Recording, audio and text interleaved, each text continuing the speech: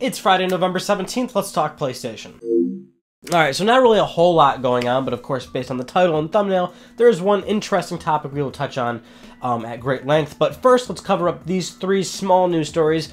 PS3, got a new firmware update 4.82, just software stability. We don't ever really talk about PS3 firmware updates nowadays.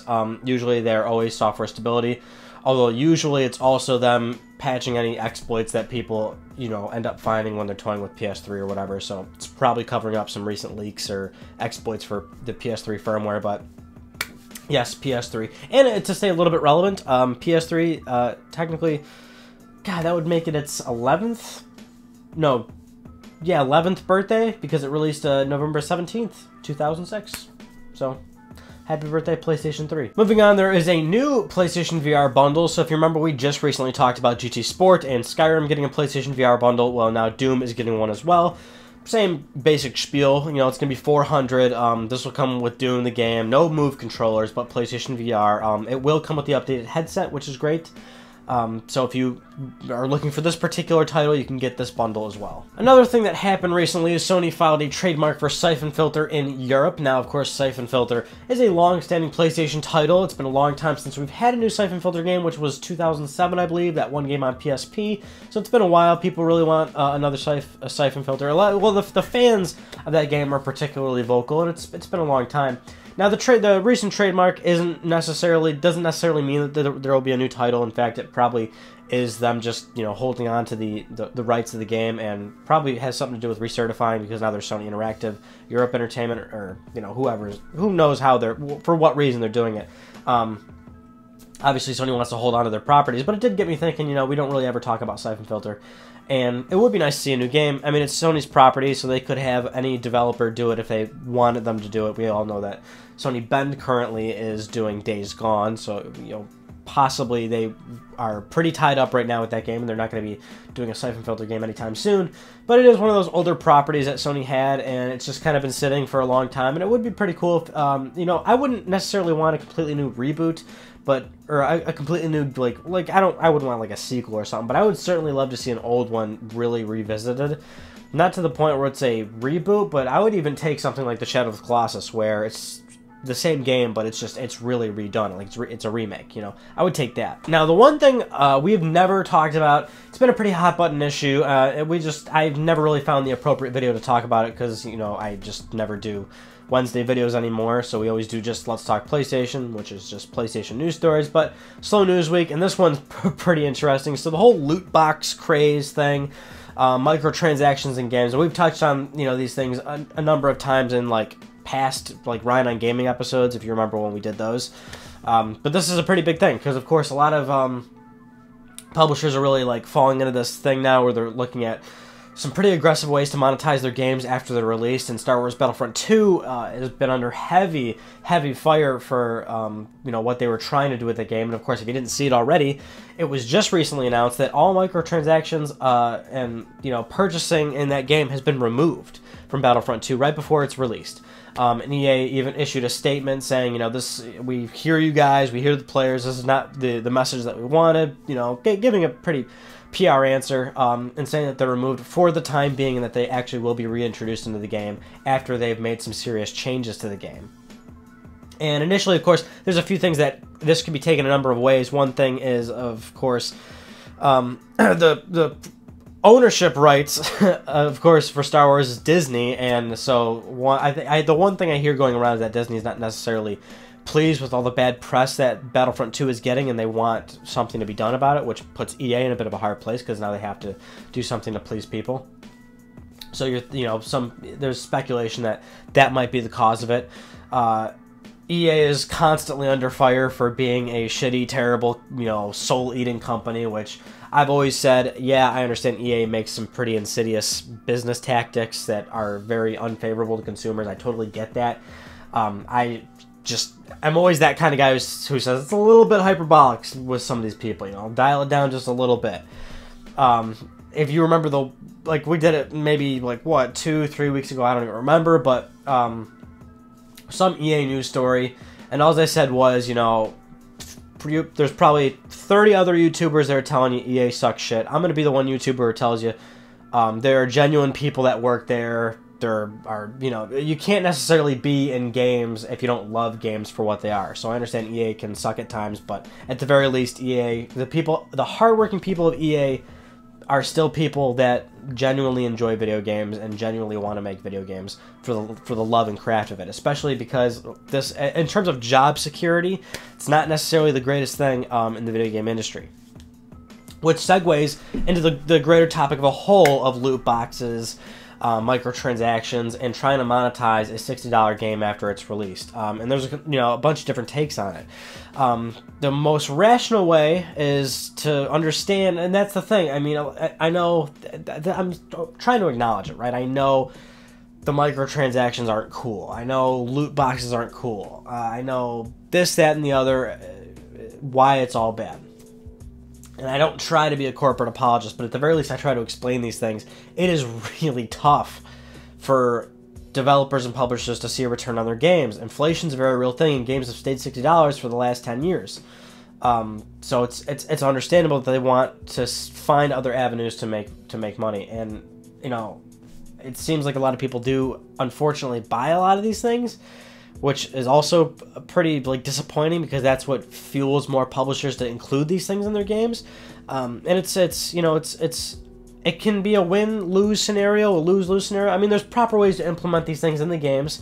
Some people don't want them entirely, but you know, I think there is a place for them to be in games.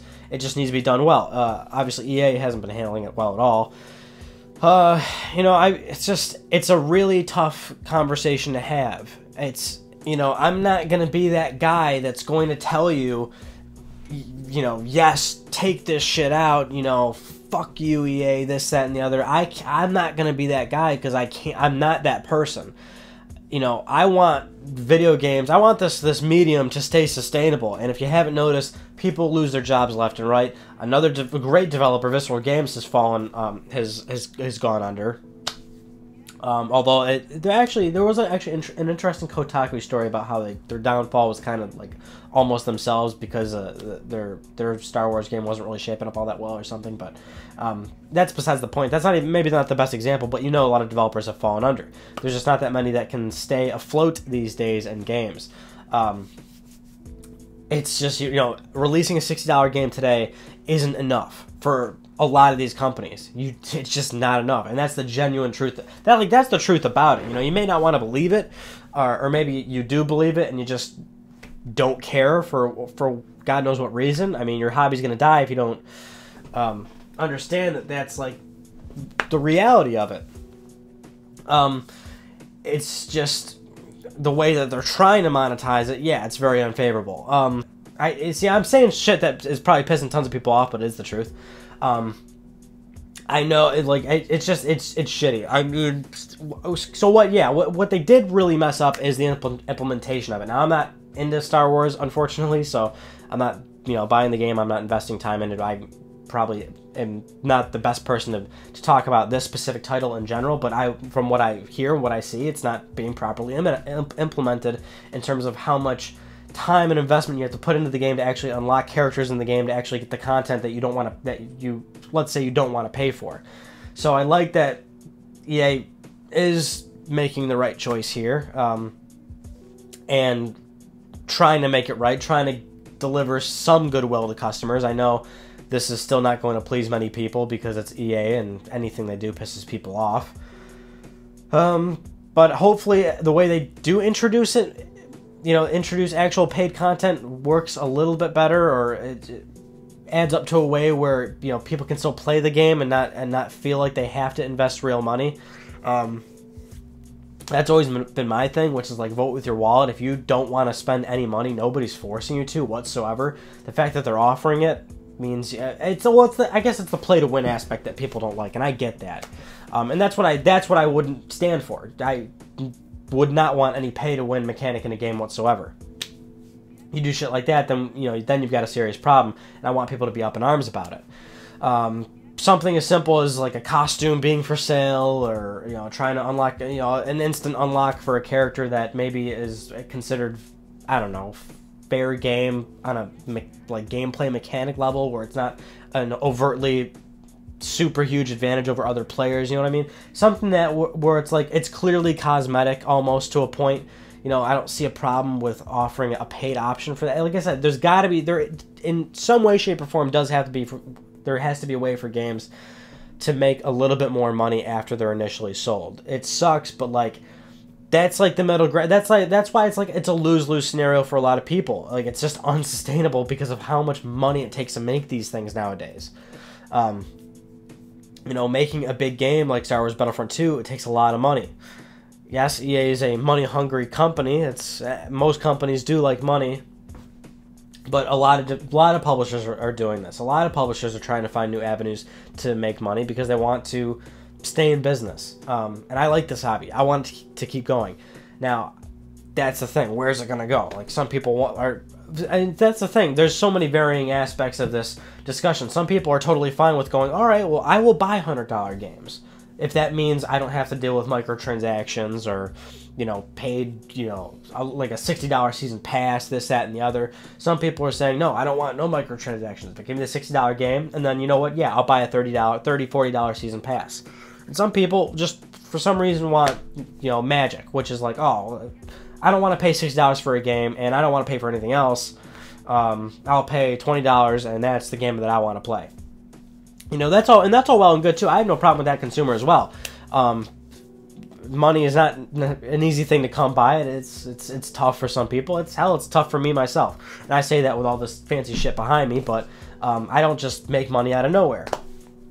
You know, I wait for a good sale every now and then if I don't see the value in it myself. I feel like this conversation is really going nowhere. I guess it's just the perspective of it, right? Where it's like, you know, if you're somebody that likes games, I guess try to understand that there's got to be some avenue for a publisher to make more money on their games. On the flip side, EA definitely didn't get it right, and I am thoroughly happy that they are trying to do something a little bit better. What that turns out to be, I'm not sure. I guess we'll have that conversation when it comes. Those are some of the news stories that I want to talk about with you guys this week. So yeah, the thing is, it's going to, you know, the holiday season, so there may not be many news stories coming out. This happens quite frequently when it gets to like, when we like start gearing into like December and stuff and going into the new year. This is when a lot of developers and publishers start to either go on, you know, because they're all launching their games and stuff, so this is when they all start to go on vacation and things like that. So we may be low on news stories, so we may find other avenues of topic discussion if that ends up happening. So, but that's fine because we can always talk about anything. Or at least I certainly could. Anyway, that concludes this week's episode of Let's Talk PlayStation. I'm Robbie. Thank you all so much for talking with me, and I will see you guys next Friday.